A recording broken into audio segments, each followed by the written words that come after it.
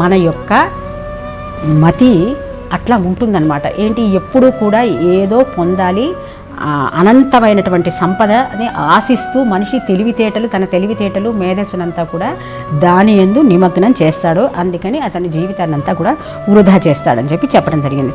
అయితే ఇప్పుడు ఇంతకీ ఇదంతా ఎందుకు చెప్తున్నానంటే, మనము ఏది కోరుకోవాలో ఖచ్చితంగా మనకి తెలియకుండా తప్పటడుగులు వేసినప్పుడు ఈ గురువు ఏం చేస్తాడంటే నిన్ను తీసుకొచ్చి మళ్ళీ యథాస్థానం ప్రవేశయామి.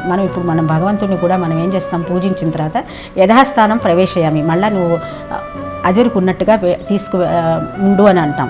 అట్లాగే మనకున్నటువంటి యథాస్థానం ఏంటంటే భూమధ్యంలో ఉన్నది మన యొక్క యథాస్థానం.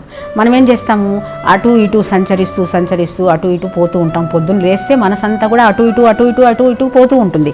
ఈ గురువు ఏం చేస్తాడంటే దానిని మళ్ళా ఈ పిచ్చి కోరికల వంక నిన్ను వెళ్ళనీయకుండా ఆ కోరికల వెనకాల దుఃఖాన్ని నీకు దర్శింపజేస్తూ నిన్ను యథాస్థానం ప్రవేశయామి చేస్తూ ఉంటాడు. అంటే నీ యొక్క మనసుని తీసుకొచ్చి మళ్ళా నిన్ను నిలకడగా ఒక చోట ఉండేటటువంటి ఏర్పాటు చేస్తాడు.